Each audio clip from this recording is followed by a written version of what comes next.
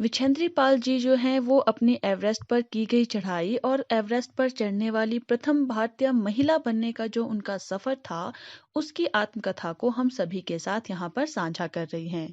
विछेंद्री पाल को एवरेस्ट पर चढ़ाई के दौरान क्या-क्या समस्याएं हुई और उन्होंने तथा उनके साथियों ने किस तरह से उन समस्याओं का सामना किया, विछेंद्री पाल इन सभी यादों को जो है इस पाठ के माध्यम से हम सभी तक पहुंचाना चाहती हैं।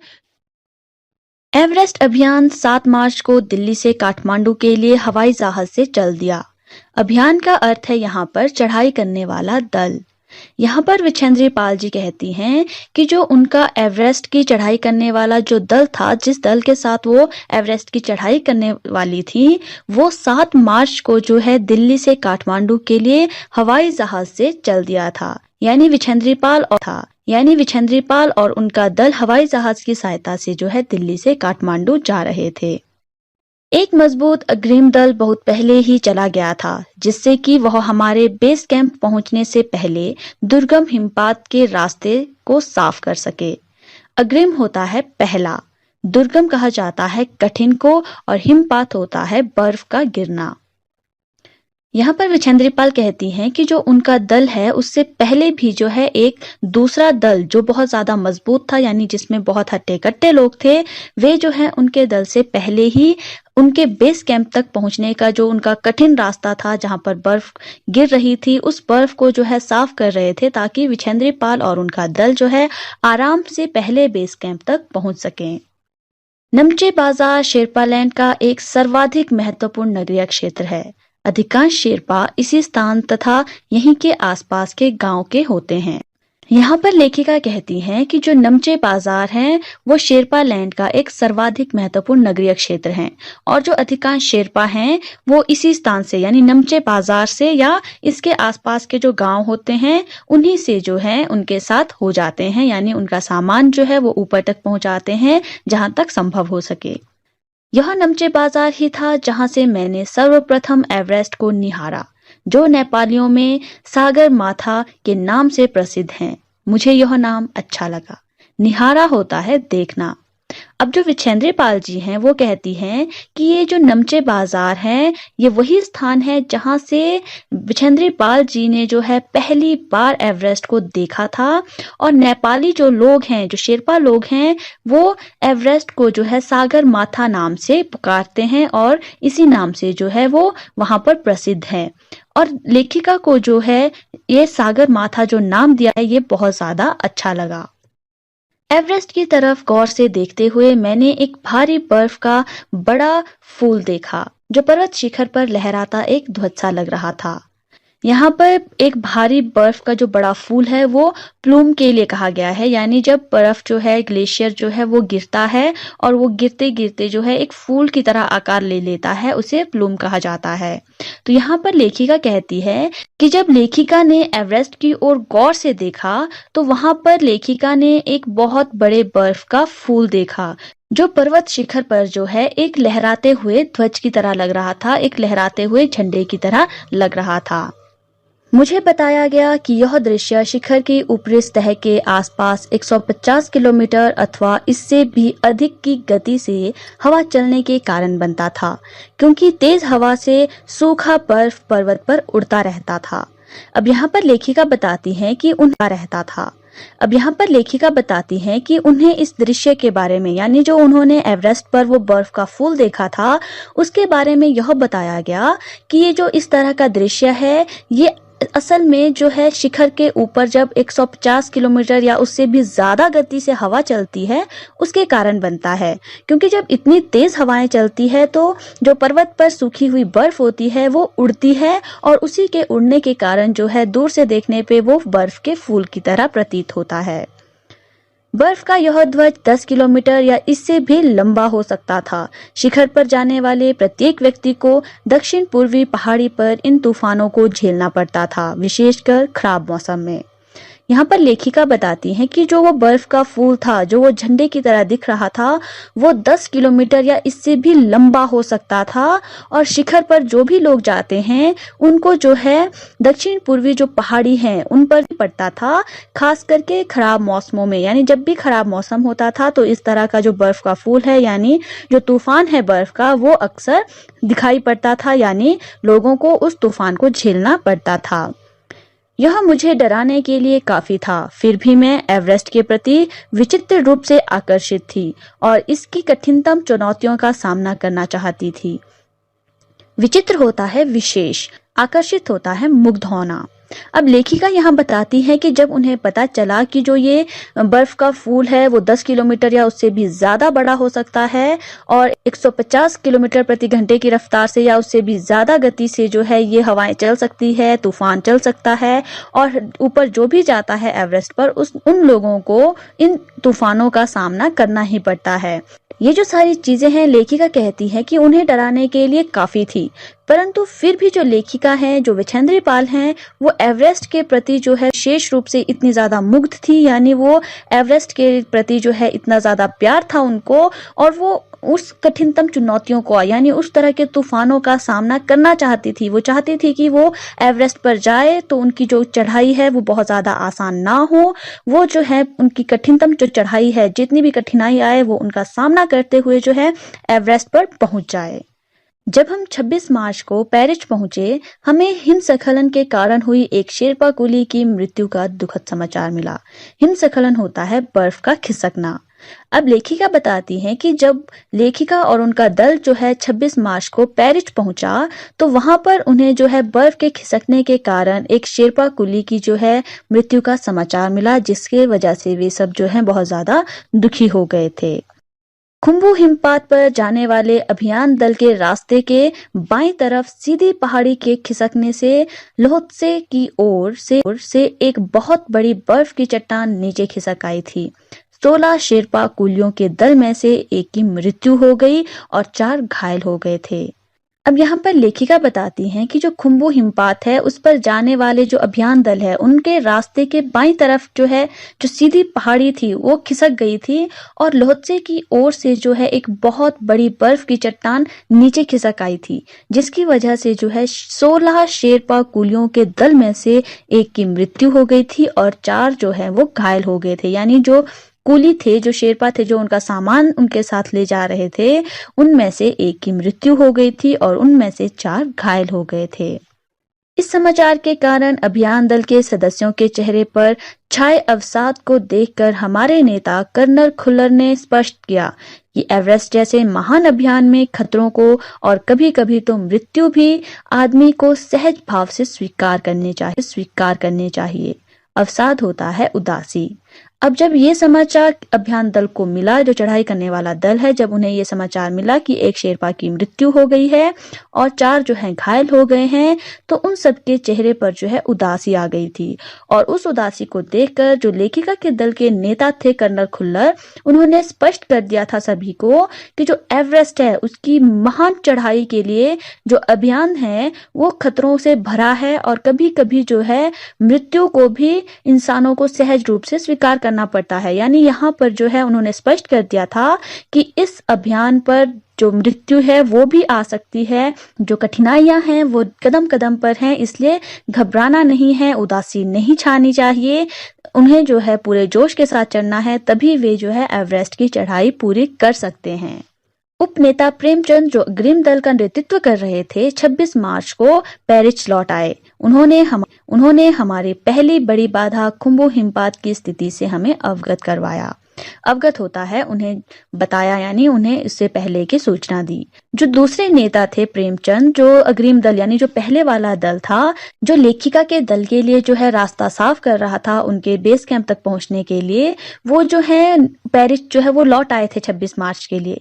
क्योंकि उन्होंने जो है उनकी जो पहली बाधा थी खुम्बू हिमपात, उसकी स्थिति को जो है उन सबको बताया। उन्होंने क्या बताया? उन्होंने कहा कि उनके दल ने कैंप 1 यानी जो 6000 मीटर पर स्थित है, जो हिमपात के ठीक ऊपर है, वहां तक का रास्ता साफ कर दिया है। अब उपनेता जो प्रेमचंद है उन्होंने बताया कि उन्होंने कैंप 1 जहां पर स्थित किया है, यानी 6000 मीटर की ऊंचाई पर जो है उन्होंने पहला कैंप लगाया था, वो हिमपात के ठीक ऊपर स्थित था। वहां तक का रास्ता उन्होंने लेखिका और उनके दल के लिए साफ कर दिया है, उन्होंने बताया। उन्होंने यह भी बताया कि पुल बनाकर, रस्सियां बांधकर तथा झंडियों से रास्ता चिन्हित कर सभी बड़ी कठिनाइयों का जायजा ले लिया गया है।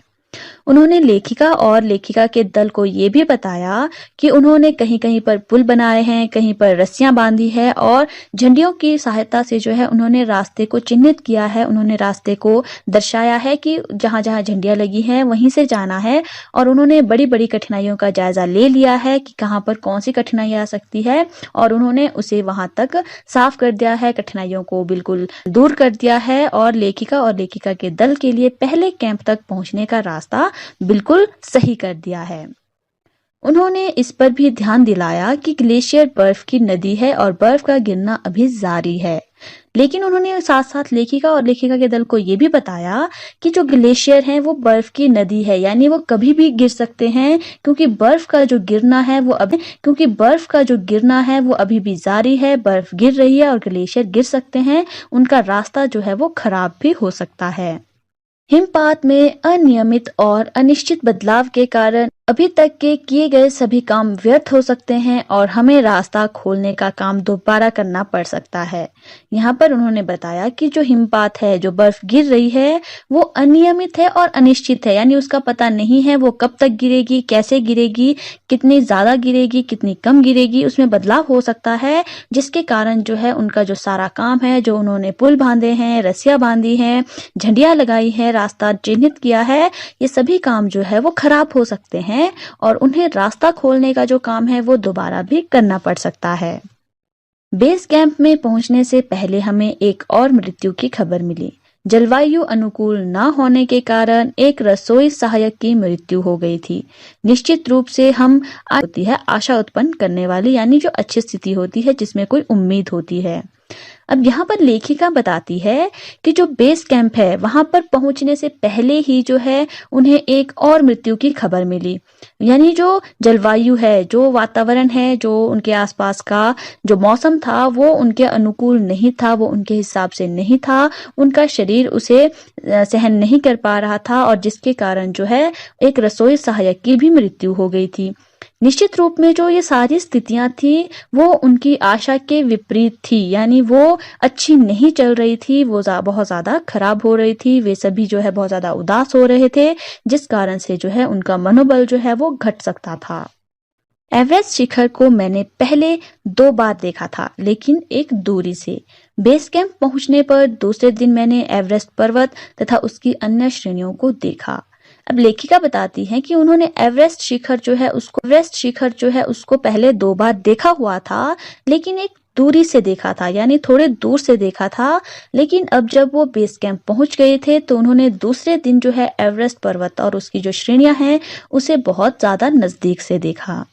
मैं भौचक्की होकर खड़ी रह गई और एवरेस्ट, लोत्से और नुत्से की ऊंचाइयों से घिरी बर्फीली टेढ़ी मेढ़ी नदी को निहारती रही। भौचक्की होता है हैरान।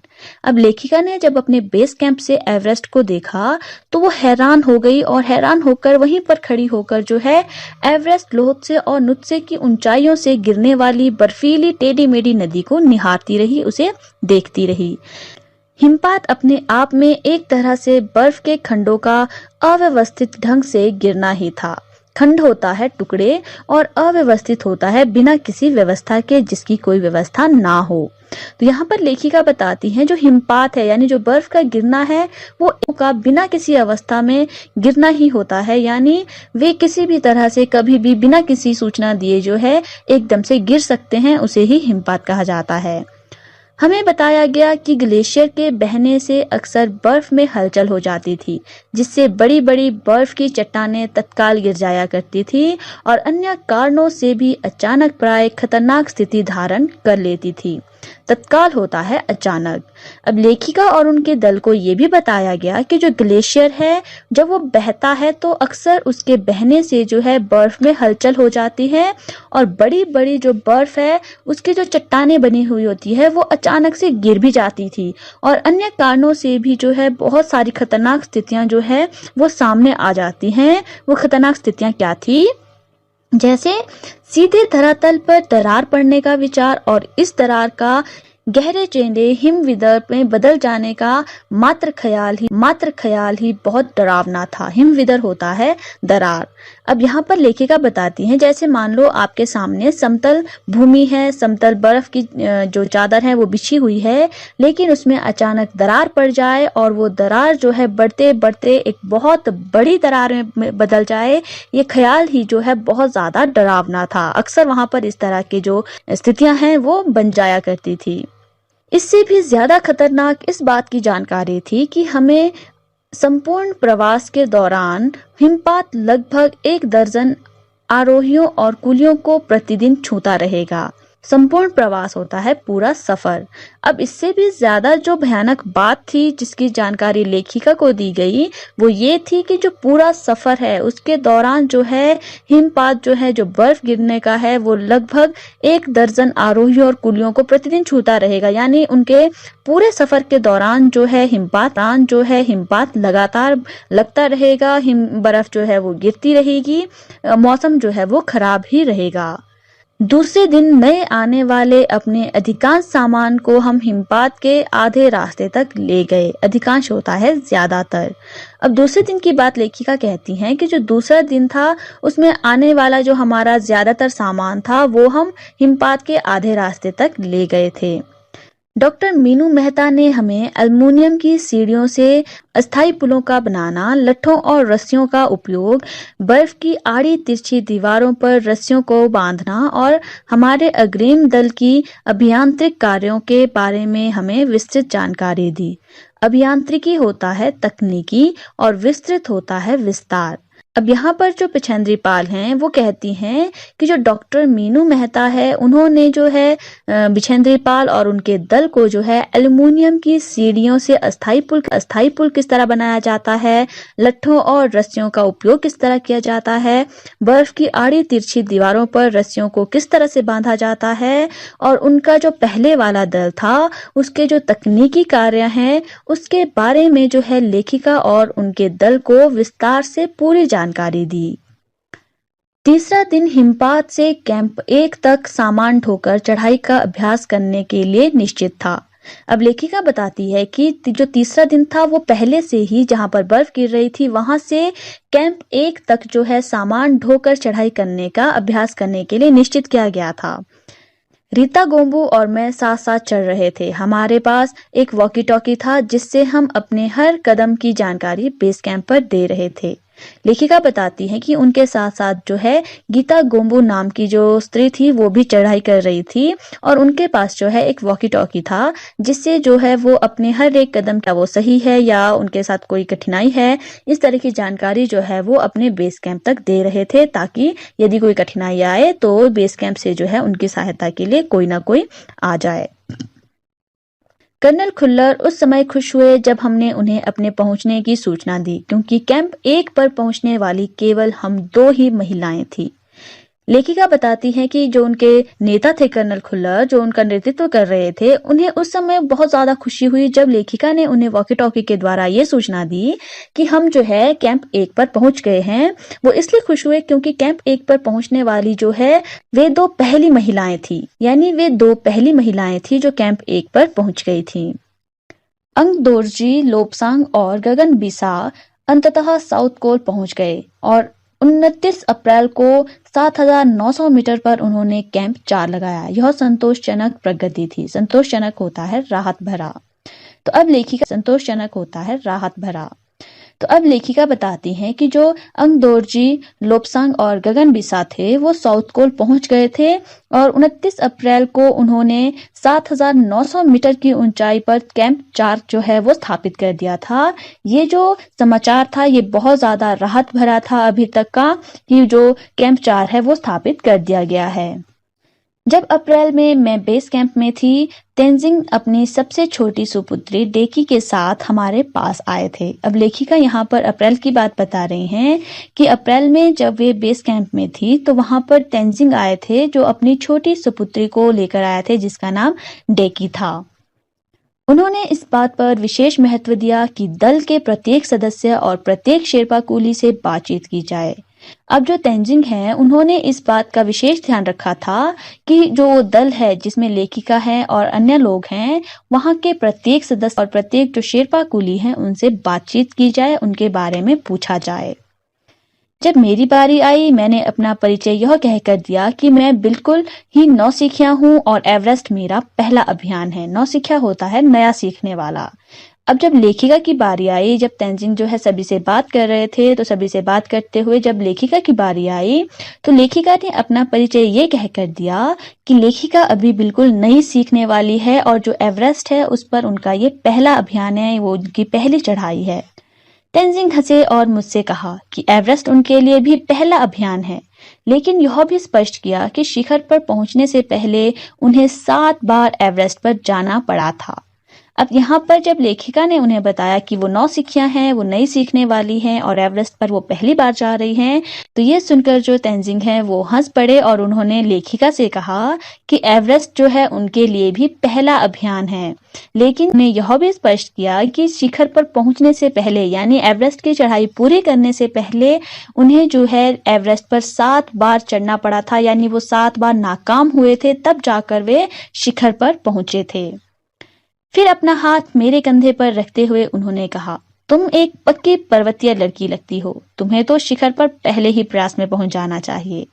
अब ये कहकर जो है तेंजिंग ने अपना हाथ विछेंद्री पाल के कंधे पर रखा और उन्होंने कहा कि विछेंद्री पाल जो है वो एक पक्की पर्वतीय लड़की लगती है। और उन्होंने विछेंद्री पाल को ये भी कहा कि एक पर्वतीय लड़की होने के कारण तुम्हें पहले ही प्रयास में जो है शिखर पर पहुंच जाना चाहिए, यानी तुम्हें पहले ही प्रयास में अपनी एवरेस्ट की जो चढ़ाई है वो सफलतापूर्वक पूरी करनी चाहिए।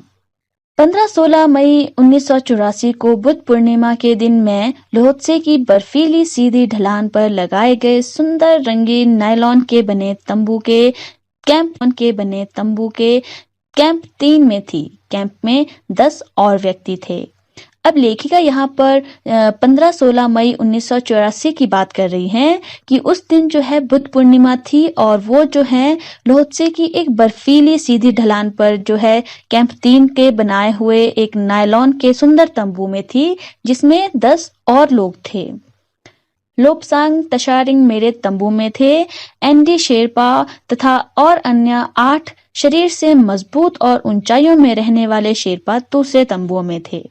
अब यहाँ पर लेखिका बताती हैं कि लेखिका के तंबू में जो है लोब्सांग और ताशरिंग भी थे, लेकिन एंडी शेरपा और उनके साथ जो है अन्य 8 शेरपा जो शरीर से बहुत ज्यादा मजबूत थे और हमेशा ऊंचाइयों पर रहने वाले शेरपा थे, वो दूसरे तंबू में थे। मैं गहरी नींद में सोई हुई थी कि रात में 12:30 बजे की लगभग मेरे सिर के पीछे से मेरी नींद अचानक खुल गई और साथ ही एक शोरदार धमाका भी हुआ। अब लेखिका यहाँ बताती हैं कि उस वक्त जो है लेखिका बहुत ज्यादा गहरी नींद में सोई हुई थी और 12:30 बजे लेखिका के सिर के पिछले हिस्से में कोई सख्त चीज आकर टकराई जिसके कारण उसकी नींद अचानक से खुल गई और साथ ही जो है बहुत शोरदार धमाका भी हुआ। तभी मुझे महसूस हुआ कि एक ठंडी बहुत भारी कोई चीज मेरे शरीर पर से मुझे कुचलती हुई चल रही है। मुझे सांस लेने में भी कठिनाई हो रही थी। अब यहाँ पर लेखिका बताती है कि उन्हें ऐसा महसूस हुआ कि कोई ठंडी और बहुत भारी चीज जो है लेखिका के शरीर को कुचलती हुई जो है आगे को चल रही है और लेखिका को इससे सांस लेने में बहुत ज्यादा कठिनाई हो रही है। यह क्या हो गया था? एक लंबा बर्फ का पिंड हमारे कैंप के ठीक ऊपर लोहत्से ग्लेशियर से टूटकर नीचे आ गिरा था और उसका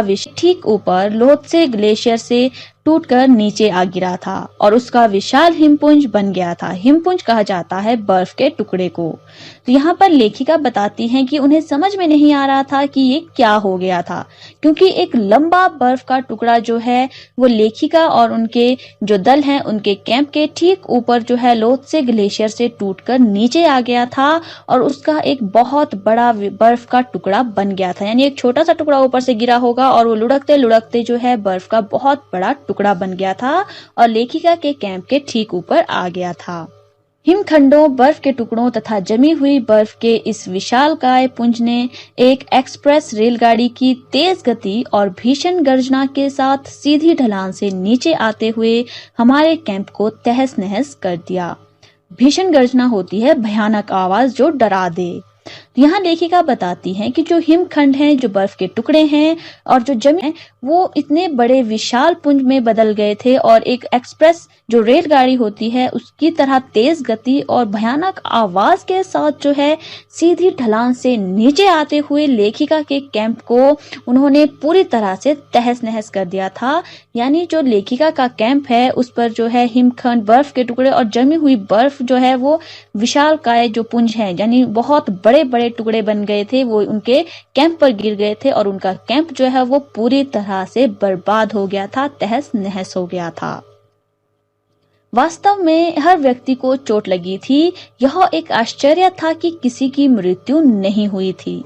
अब यहाँ पर लेखिका बताती हैं कि जब उनका कैंप जो है वो तहस नहस हो गया था, उसमें जो है उनके कैंप के हर एक व्यक्ति को जो है कुछ ना कुछ चोटें जरूर आई थी, लेकिन आश्चर्य की बात ये थी कि किसी की मृत्यु नहीं हुई थी, सभी जो है वो सुरक्षित थे। अब यहाँ तक के दल कैंप 3 तक पहुंचा और कैंप 3 तक पहुंचने के बाद भी जो है हिमखंडों, बर्फ के टुकड़ों के कारण जो है उनका कैंप किस तरह से तहस नहस हो गया, उन्हें कितनी कठिनाइयों का सामना करना पड़ा। उन्हें कुछ कुलियों के मृत्यु के समाचार भी मिले, वहां पर उनके एक रसोइये की मृत्यु भी हो गई। उन्हें बहुत ज्यादा निराशा भी हुई, लेकिन फिर भी जो है लेखिका आगे बढ़ना चाह रही थी, सारी समस्याओं को देखना चाह रही थी, उनका सामना करते हुए शिखर पर पहुंचना चाह रही थी। भाग 1 में हमने जाना कि किस तरह से विछेंद्रीपाल और उनका दल कैंप 3 तक पहुंच गया था और बहुत सारी कठिनाइयों का सामना करते हुए उन्होंने अपने बेस कैंप 3 को जो है स्थापित किया था। लेकिन रात के 12:30 बजे के लगभग जो है हिमखंडों और बर्फ के बड़े बड़े विशालकाय पुंजों के कारण जो है उनके कैंप को तहस नहस कर दिया गया था। सभी को जो है चोटें आई थी, लेकिन वहां पर किसी की भी जान का नुकसान नहीं हुआ था। अब हम आगे इस भाग में जानेंगे कि किस तरह से विछेंद्रीपाल जी ने अपने अभियान को पूरा किया, उन्होंने एवरेस्ट की चढ़ाई में और किन किन कठिनाइयों का सामना किया। इस भाग में हम जानेंगे कि विछेंद्रीपाल जी ने अपनी जो एवरेस्ट की यात्रा है वो किस तरह से पूरी की, उन्हें जो है अपनी यात्रा में और किस किस तरह की समस्याओं का सामना करना पड़ा। तो चलिए भाग 2 शुरू करते हैं। लोब्सांग अपनी स्विस छुरी की मदद से हमारे तंबू का रास्ता साफ करने थी अत्यंत तेजी से मुझे बचाने की कोशिश में लग गए। थोड़ी भी देर का सीधा अर्थ था मृत्यु। अब लेखिका यहाँ बताती हैं कि जब उनके जो तंबू हैं उन पर बर्फ के पुंज गिर गए थे, जब जो है उनका पूरा जो कैंप था वो तहस नहस हो गया था, तो जो लोब्सांग हैं वो अपनी जो स्विस छुरी होती है उसकी मदद से जो है लेखिका और लेखिका का जो दल है उनके तंबू का रास्ता साफ करने में जुट गए थे, जिसमें वो सफल भी हो गए थे। और वे तुरंत ही जो है लेखिका को बचाने की कोशिश में जुट गए थे, क्योंकि वहां पर थोड़ी सी भी जो देर है उसका सीधा अर्थ था मृत्यु। यानी वहां पर थोड़ी थोड़ी देर भी जो है मृत्यु को लेखिका की ओर नजदीक ला रही थी। बड़े बड़े हिम पिंडों को मुश्किल से हटाते हुए उन्होंने मेरे चारों तरफ की कड़े जमे बर्फ की खुदाई की और मुझे उस बर्फ की कब्र से निकाल बाहर खींच लाने में सफल हो गए। लेखिका बताती हैं कि जो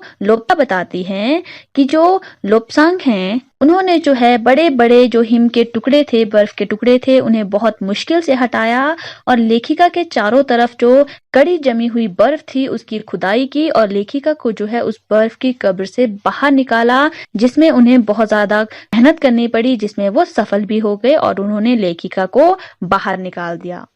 सुबह तक सारे सुरक्षा दल आ गए थे और 16 मई को प्रातः 8 बजे तक हम प्राय सभी कैंप 2 पर पहुंच गए थे।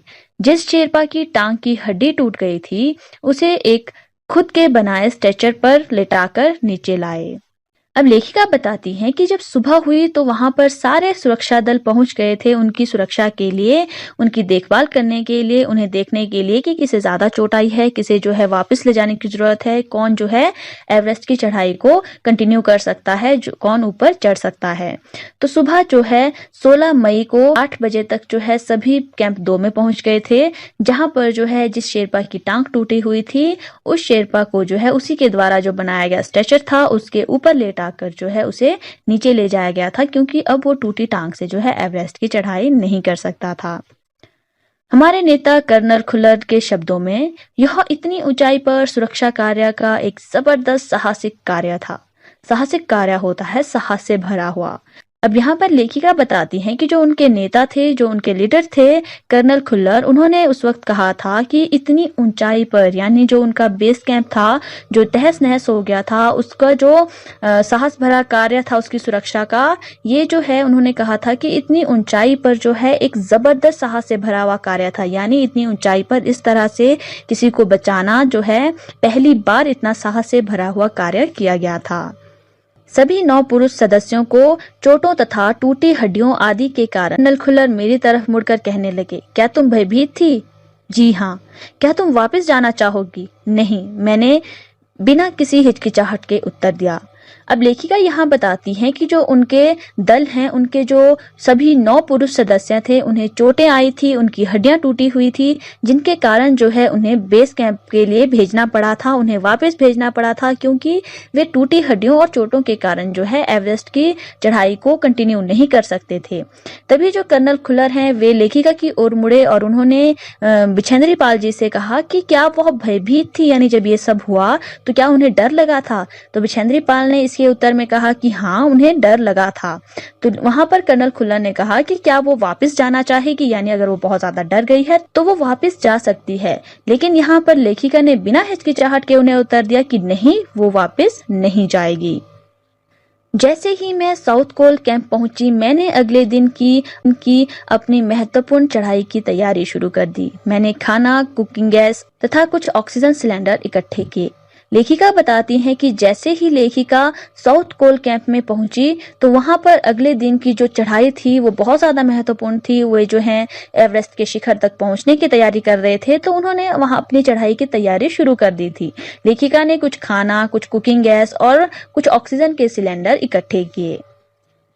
जब दोपहर 1:30 बजे बीसा आया, उसने मुझे चाय के लिए पानी गर्म करते देखा कि जय और मीनू अभी बहुत पीछे थे। जब दोपहर हो गई थी तो बीसा वहां पर आया और उन्होंने लेखिका को जो है चाय के लिए गर्म पानी करते हुए देखा। लेखिका बताती हैं कि जो उनके दूसरे सदस्य थे, जिसमें की, जय और मीनू थे, वे अभी काफी पीछे थे। मैं चिंतित थी क्योंकि मुझे अगले दिन उनके साथ ही चढ़ाई करनी थी। वे धीरे धीरे आ रहे थे क्योंकि वे और बिना ऑक्सीजन के चल रहे थे। लेखिका यहाँ बताती हैं कि लेखिका को अब चिंता हो रही थी क्योंकि अगले दिन जो है लेखिका को उन्हीं के साथ, यानी की, जय और मीनू के साथ जो है चढ़ाई करनी थी और वे बहुत धीरे धीरे आ रहे थे। इसका कारण था कि वे बहुत ज्यादा भारी बोझ लेकर चल रहे थे और वे इसके साथ साथ बिना ऑक्सीजन के चल रहे थे, जिसके कारण जो है उन्हें चढ़ाई करने में काफी कठिनाई हो रही थी और वे जो है धीरे धीरे चलकर अपनी चढ़ाई पूरी कर रहे थे। दोपहर बाद मैंने अपने दल के दूसरे सदस्यों की मदद करने और अपने एक थर्मस को जूस से और दूसरे को गर्म चाय से भरने के लिए नीचे जाने का निश्चय किया। अब लेखिका बताती हैं कि दोपहर के बाद लेखिका ने अपना जो दल है, जो वो दूसरे लोग हैं कि जय और मीनू, उनकी सहायता करने का निश्चय किया और इसके लिए उन्होंने अपने एक थर्मस में जूस और दूसरे में गर्म चाय भरी और नीचे जाने का उन्होंने निश्चय किया ताकि जय, मीनू और की जो है सहायता कर सके, ताकि वे जो है जल्दी से अपनी चढ़ाई पूरी करें। मैंने बर्फीली हवा में ही तंबू से बाहर कदम रखा। जैसे ही मैं कैंप क्षेत्र से बाहर आ रही थी, मेरी मुलाकात मीनू से हुई। की और जय अभी कुछ पीछे थे। मुझे जय जनेवा सपर की चोटी के ठीक नीचे मिला। लेखिका बताती हैं कि लेखिका ने बर्फीली हवाओं में ही तंबू से बाहर कदम रखा और जैसे ही लेखिका अपने कैंप क्षेत्र से बाहर निकली, उनकी मुलाकात मीनू से हुई। यानी मीनू जो है वो कैंप तक पहुंचने वाली थी, लेकिन जो की और जय हैं वो अभी भी बहुत पीछे थे। लेखिका को जय जो है वो जनेवा सफर की चोटी के ठीक नीचे मिला। उन्होंने कृतज्ञता पूर्वक चाय वगैरह पी, लेकिन मुझे और आगे जाने से रोकने की कोशिश की, मगर मुझे की से भी मिलना था। अब लेखिका बताती हैं कि जो जय हैं उन्होंने बहुत ज्यादा पूर्वक जो है लेखिका द्वारा लाई गई चाय को पिया, लेकिन उन्होंने लेखिका को और आगे जाने से रोकने की बहुत ज्यादा कोशिश की, लेकिन लेखिका कहती है कि उन्हें अभी की से भी मिलना था, इसलिए वो नहीं रुकी। थोड़ा सा और आगे नीचे उतरने पर मैंने की को देखा। वह मुझे देखकर हक्का बक्का रह गया। हक्का बक्का होता है चौंकना। अब लेखिका कहती हैं कि जय को चाय वगैरह देने के बाद जो है लेखिका थोड़ा और आगे जाकर जो है नीचे उतरी तो उन्हें की दिखा, और की जो है लेखिका को देखकर बहुत ज्यादा चौंक गया, क्योंकि लेखिका जो है वो पहले ही पहुंच गई थी, वो वापस नीचे आ रही थी और की जय और मीनू के लिए चाय वगैरह लेकर आ रही थी, इसलिए वो चौंक गया था। तुमने इतनी बड़ी जोखिम क्यों ली बछेंद्री? मैंने उन्हें दृढ़तापूर्वक कहा। मैं भी औरों की तरह एक पर्वतारोही हूँ, इसलिए मैं इस दल में आई हूँ। शारीरिक रूप से मैं ठीक हूँ, इसलिए मुझे अपने दल मदद क्यों नहीं करनी चाहिए? यहाँ पर लेखिका को देखकर की ने जो है लेखिका से कहा कि बिछेंद्री, तुम्हें इतनी बड़ा जोखिम क्यों लिया? यानी वो इतना बड़ा जोखिम लेकर इतनी बर्फीली हवाओं में जो है कैंप से बाहर निकलकर क्यों आई? तो लेखिका ने जो है बहुत ज्यादा दृढ़तापूर्वक कहा कि वह भी औरों की तरह जो है एक पर्वतारोही है, यानी पर्वत पर चढ़ने वाली है, इसलिए जो है उसे इस दल में लाया गया है। वो शारीरिक रूप से बहुत ज्यादा सही है, इसलिए जो है उसे अपने दल के दूसरे सदस्यों की मदद क्यों नहीं करनी चाहिए? यानी वो अपने दल के दूसरे सदस्यों की मदद जब कर सकती है, वो शारीरिक रूप से सक्षम है, तो वो जो है अपने दल के सदस्यों की मदद करने के लिए कोई भी काम जरूर करेगी। की हंसा और उसने पेय पदार्थ से प्यास बुझाई, लेकिन उसने मुझे अपना किट ले जाने नहीं दिया। लेखिका बताती है कि उनकी बातों को सुनकर की बहुत ज्यादा हंसा। उसने जो है जो पेय पदार्थ और चाय वगैरह उन्होंने पिया, लेकिन उन्होंने अपना जो किट है, जो सामान है, वो लेखिका को नहीं उठाने दिया, वो उन्होंने खुद ही उठाया। थोड़ी देर बाद साउथ कोल कैंप से लहाटू और बीसा हमें मिलने नीचे उतर आए और हम सब साउथ कोल पर जैसी भी सुरक्षा और आराम की जगह उपलब्ध थी उस पर लौट आए। साउथ कोल पृथ्वी पर सबसे बहुत अधिक कठोर जगह के नाम से प्रसिद्ध है। अब लेखिका बताती हैं कि थोड़ी देर बाद जो है साउथ कोल कैंप से जो है लहाटू और बिसा भी जो है उनसे मिलने नीचे उतर आए। यानी लेखिका जय, मीनू और की से मिलने जो है कैंप से लहाटू और बिसा भी नीचे उतर आए थे, और लेखिका और वे सब जो है साउथ कोल जैसी सुरक्षा और आराम जैसी भी वहां पर उपलब्ध थी जगह सुरक्षा और आराम के लिए जो उन्होंने बनाई थी साउथ कोल में, वहां पर सभी जो है लौट आए। लेखिका यहाँ बताती हैं कि जो साउथ कोल है वो पृथ्वी की, वहां पर सभी जो है लौट आए। लेखिका यहाँ बताती हैं कि जो साउथ कोल है वो पृथ्वी की सबसे अधिक कठोर जगहों के नाम से प्रसिद्ध है। यानी जो साउथ कोल है वो पृथ्वी का बहुत ज्यादा कठोर हिस्सा है। अगले दिन मैं सुबह 4 बजे उठ गई, बर्फ पिघलाया और चाय बनाई। कुछ बिस्कुट और आधी चॉकलेट का हल्का नाश्ता करने के बाद मैं लगभग 5:30 बजे अपने तंबू से निकल पड़ी। अंगदोरजी बाहर खड़ा था और कोई आसपास नहीं था। अब लेखिका बताती हैं कि अगले दिन जो है वे सुबह 4 बजे उठ गई थी। उन्होंने बर्फ को पिघलाया, अपने लिए चाय बनाई, कुछ बिस्कुट और आधी चॉकलेट के आसपास जो उन्होंने हल्का नाश्ता किया और लगभग 5:30 बजे जो है वो अपने तंबू से बाहर निकल पड़ी। जो अंगदोरजी हैं वो बाहर ही खड़ा था और उनके आसपास और कोई दूसरा व्यक्ति नहीं था। अंगदोरजी बिना ऑक्सीजन के ही चढ़ाई करने वाला था, लेकिन उसके कारण उसमें और रात्रि में शिखर कैंप पर नहीं जाना चाहता था।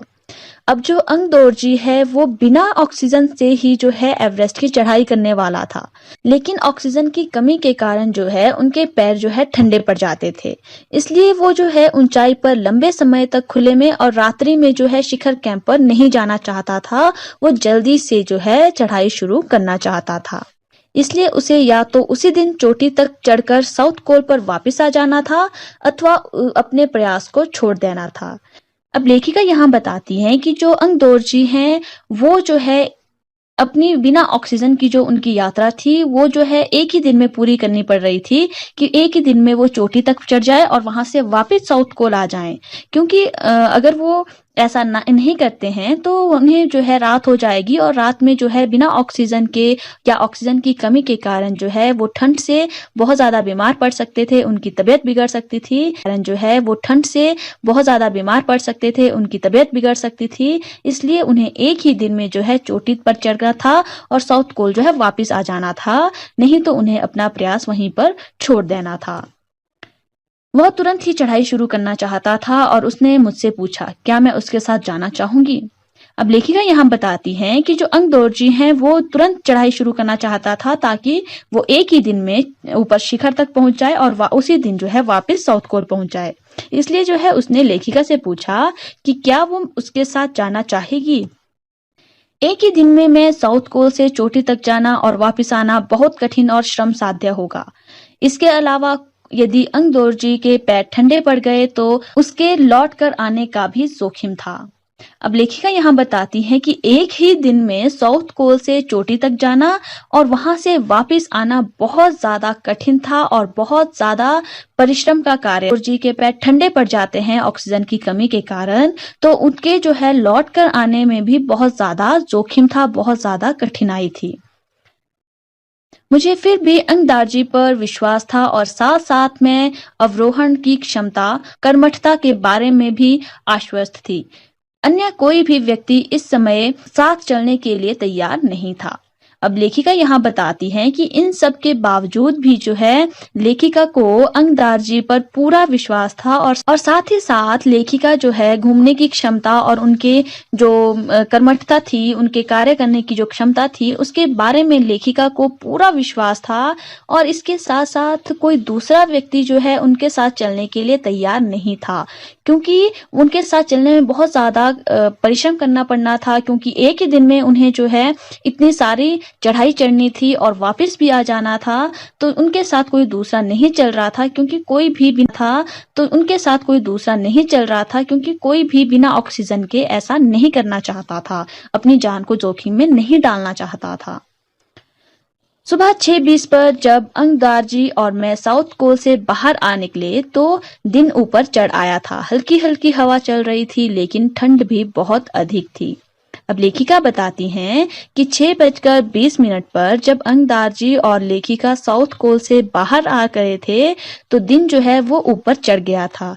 हल्की हल्की हवा चल रही थी लेकिन उसके बावजूद भी, यानी दिन के इतने ऊपर चढ़ जाने के बावजूद भी जो है ठंड वहां पर बहुत ज्यादा थी। मैं अपने आरोही उपस्कर में काफी सुरक्षित और गर्म थी। हमने बगैर रस्सी के ही चढ़ाई की। अंगदार्जी एक निश्चित गति से ऊपर चढ़ते गए और मुझे भी उनके साथ चलने में कोई कठिनाई नहीं हुई। उपस्कर होता है चोट पहुंचाना। अब लेखिका बताती हैं कि पहुंचा सकते थे, उससे दूर लेखिका बहुत ज्यादा सुरक्षित थी और बहुत ज्यादा गर्म थी, उनमें बहुत ज्यादा जोश था। वो अंगदार्जी के साथ बगैर रस्सी के ही चढ़ाई कर रही थी और जो अंगदार्जी हैं वो एक निश्चित गति से, यानी वो न बहुत ज्यादा तेज और न बहुत ज्यादा धीरे चल रहे थे, वो एक निश्चित गति से जो है ऊपर चढ़ते जा रहे थे। और लेखिका बताती है कि उनके साथ चलने में लेखिका को भी कोई कठिनाई महसूस नहीं हुई। जमे हुए बर्फ की सीधी और ढलाऊ चट्टानें इतनी सख्त और भुरभुरी थी मानो शीशे की चादरें बिछी हो। हमें बर्फ काटने के फावड़े का इस्तेमाल करना ही पड़ा। अब लेखिका यहाँ बताती हैं कि जो बर्फ है वो बहुत ज्यादा जमी हुई थी, सीधी थी और ढलाऊ चट्टानें इतनी सख्त और भुरभुरी थी जैसे शीशे की चादरें जो है वो बिछी हुई हो। लेखिका और उनके साथियों को जो है फावड़े का उपयोग करना पड़ा ताकि वे बर्फ को काट सके और ऊपर चढ़ सके। और मुझे इतनी सख्ती से फावड़ा चलाना पड़ा जिससे कि उस जमे हुए बर्फ की धरती को फावड़े के दांत काट सके। मैंने उस खतरनाक स्थलों पर हर कदम अच्छी तरह सोच समझ कर उठाया।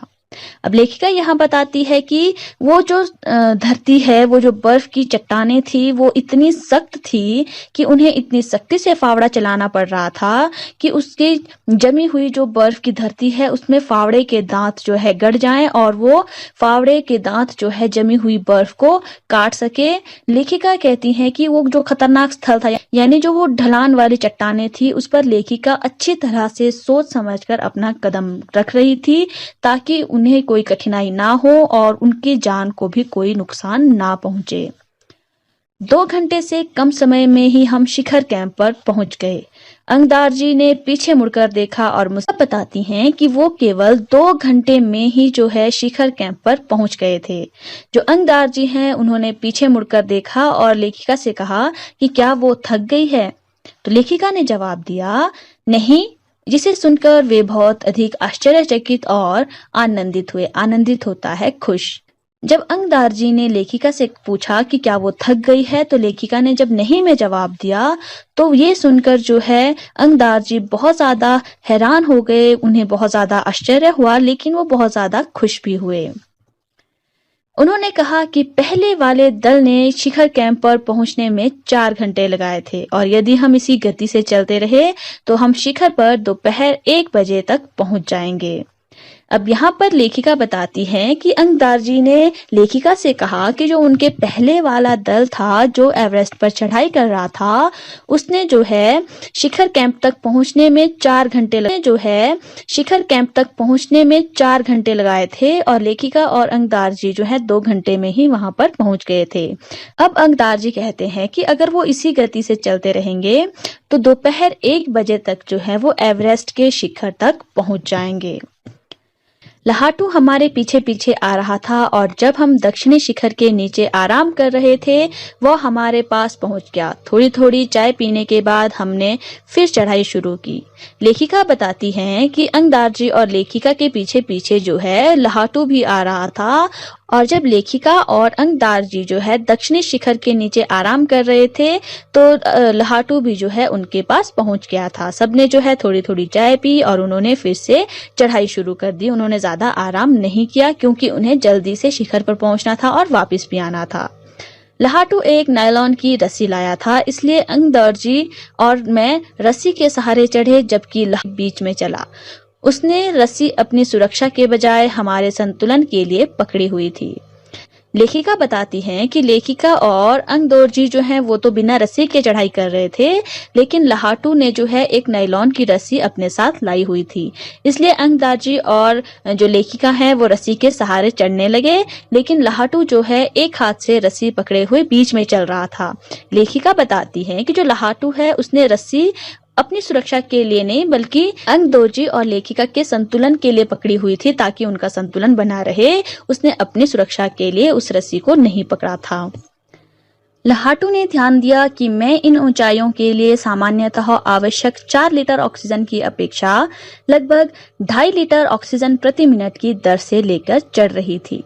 अब लेखिका बताती हैं कि जो लहाटू है उसने ध्यान दिया कि लेखिका जो है इन ऊंचाइयों के लिए, यानी जिस ऊंचाई पर लेखिका चढ़ाई कर रही थी, लेखिका जो है इन ऊंचाइयों के लिए, यानी जिस ऊंचाई पर लेखिका चढ़ाई कर रही थी उस ऊंचाई के लिए जितनी ऑक्सीजन चाहिए, यानी 4 लीटर उन्हें ऑक्सीजन की आवश्यकता होती है, लेकिन जो लेखिका है वो केवल 2.5 लीटर ऑक्सीजन प्रति मिनट की दर से जो है चढ़ाई कर रही थी।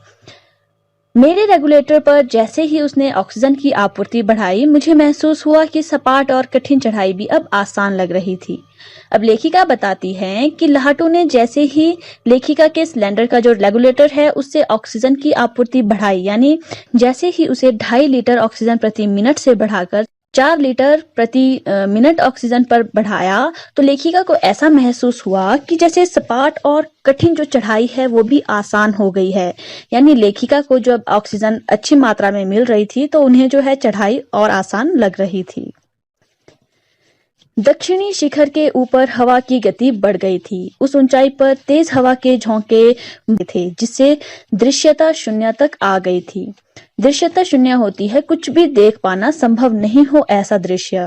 तो लेखिका बताती हैं कि जब दक्षिणी शिखर के ऊपर जो हवा थी उसकी गति इतनी बढ़ गई थी कि उस तेज हवा में जो है बर्फ के जो भुरभुरे कण हैं वो चारों तरफ उड़ रहे थे, जिसके कारण उन्हें कुछ भी दिखाई नहीं दे रहा था।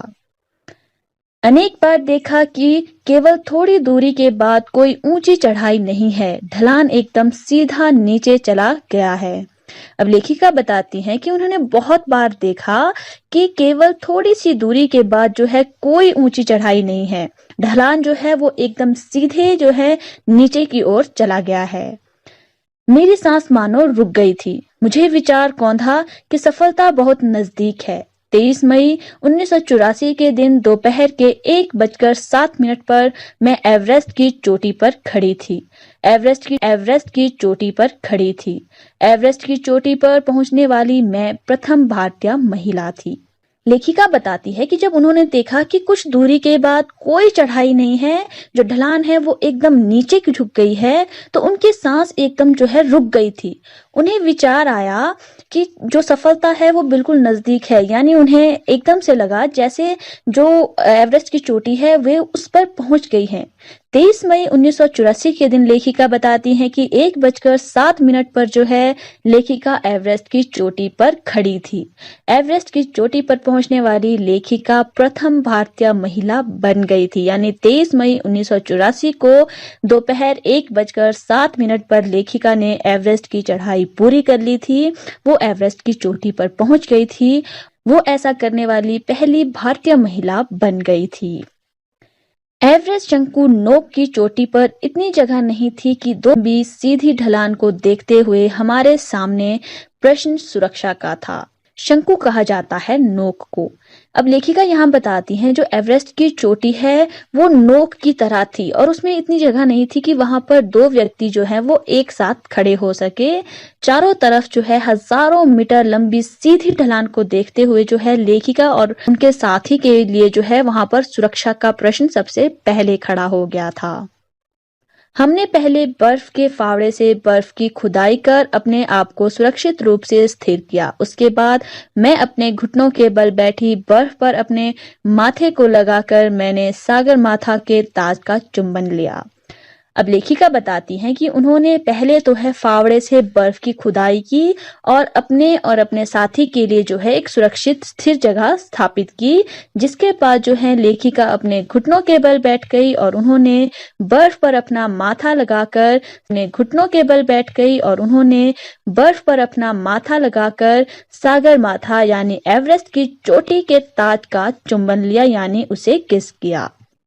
बिना उठे ही मैंने अपने थैले से दुर्गा माँ का चित्र और चालीसा निकाला। मैंने इनको अपने साथ लाए लाल कपड़े में लपेटा, छोटी सी पूजा अर्चना की और इनको बर्फ में दबा दिया। आनंद के इस क्षण में मुझे अपने माता पिता का ध्यान आया। लेखिका बताती हैं कि वे घुटने के बल ही बैठी रही, वे उठी नहीं और उसी स्थिति में उन्होंने अपने थैले से दुर्गा माँ का चित्र और उनकी चालीसा को निकाला। उन्होंने उसको अपने साथ लाए हुए लाल कपड़े में लपेटा, थोड़ी सी छोटी सी पूजा अर्चना की और फिर उन्हें जो है बर्फ में दबा दिया। खुशी के इस क्षण में जो है लेखिका को अपने माता पिता की याद भी आई। जैसे मैं उठी मैंने अपने हाथ जोड़े और मैं अपने रज्जु नेता आदर भाव से झुकी। अंगदौर जी जिन्होंने मुझे प्रोत्साहित किया और मुझे लक्ष्य तक पहुंचाया। लेखिका बताती हैं कि छोटी सी पूजा अर्चना करने के बाद उसे बर्फ में दबाने के बाद जो है लेखिका खड़ी उठी और उन्होंने अपने दोनों हाथ जोड़े और उन्होंने अपने नेता जो अंगदौर जी है जिनके साथ उन्होंने ये चढ़ाई पूरी की थी, उनके प्रति जो है वो आदर भाव से उन्हें प्रणाम करती हुई झुकी और उन्होंने अंगदौर जी का बहुत ज्यादा धन्यवाद किया कि उन्होंने उन्हें प्रोत्साहित किया और उन्हें अपने लक्ष्य तक पहुंचाया, यानी उन्होंने एवरेस्ट की चोटी पर पहुंचने में जो है लेखिका की बहुत ज्यादा मदद की, उन्हें बहुत ज्यादा प्रोत्साहित किया। मैंने उन्हें बिना ऑक्सीजन के एवरेस्ट की दूसरी चढ़ाई चढ़ने पर बधाई भी दी। उन्होंने मुझे गले से लगाया और मेरे कानों में फुसफुसाया, दीदी तुमने अच्छी चढ़ाई की, मैं बहुत प्रसन्न हूँ। लेखिका कहती हैं कि लेखिका ने अंगदोर की दूसरी चढ़ाई चढ़ने पर बधाई दी। यानी जो अंगदोर जी हैं वो दूसरी बार बिना ऑक्सीजन के एवरेस्ट की चढ़ाई को पूरा कर चुके थे। उन्होंने लेखिका को गले लगाया और लेखिका के कान में कहा कि दीदी तुमने बहुत अच्छी चढ़ाई की, मैं बहुत ज्यादा खुश हूँ। कुछ देर बाद सोनम पुलजर पहुंचे और उन्होंने फोटो लेने शुरू कर दिए। इस समय तक लाटू ने हमारे नेता को एवरेस्ट पर हम चारों के होने की सूचना दे दी थी। तब मेरे हाथ में वॉकी टॉकी दिया गया। कर्नल खुल्लर हमारी सफलता से बहुत प्रसन्न थे। लेखिका बताती हैं कि उनके वहां पहुंचने के कुछ देर बाद सोनम पुलजर भी पहुंचे। उन्होंने जो है फोटो लेना शुरू कर दिया था। उस समय तक जो है लोहाटू ने उनके नेता कर्नल खुल्लर को जो है एवरेस्ट पर उन चारों के होने की सूचना दे दी थी कि उन चारों ने एवरेस्ट की जो चढ़ाई है वो पूरी कर ली है, वो शिखर तक पहुंच गए हैं। तब लेखिका के हाथों में वॉकी टॉकी दिया। बहुत ज्यादा प्रसन्न थे, बहुत ज्यादा खुश थे कि लेखिका ने जो है वो चढ़ाई पूरी कर ली है। मुझे बधाई देते हुए उन्होंने कहा, मैं तुम्हारी इस अनूठी उपलब्धि के लिए तुम्हारे माता पिता को बधाई देना चाहूंगा। लेखिका बताती हैं कि कर्नल खुल्लर ने उन्हें बधाई देते हुए कहा था कि वो उनकी इस अनोखी उपलब्धि से बहुत ज्यादा खुश हैं और वो इस अनोखी उपलब्धि के लिए जो है उनके माता पिता को बधाई देना चाहते हैं। वे बोले कि देश को तुम पर गर्व है और अब तुम ऐसे संसार में वापस जाओगी जो तुम्हारे अपने पीछे छोड़े हुए संसार से एकदम भिन्न होगा। लेखिका यहाँ बताती हैं कि उन्होंने यह भी कहा कि देश को लेखिका पर गर्व है क्योंकि लेखिका जो है पहली भारतीय महिला है जिसने एवरेस्ट की चोटी का जो सफर है वो पूरा किया है, जो एवरेस्ट की शिखर पर पहुंची है। और उन्होंने लेखिका से ये भी कहा कि अब जिस संसार में वो वापस जाएगी, यानी उन्होंने लेखिका से ये भी कहा कि अब जिस संसार में वो वापस जाएगी, यानी यहाँ से जाने के बाद जिन लोगों से वो मिलेगी, जो उसका संसार होगा वो बिल्कुल अलग होगा उस संसार से जो वो पहले अपने पीछे छोड़कर आई थी। यानी अब जो है सब उसे दूसरी नजर से देखेंगे, उसे बहुत ज्यादा सम्मान मिलेगा, देश को उस पर गर्व है।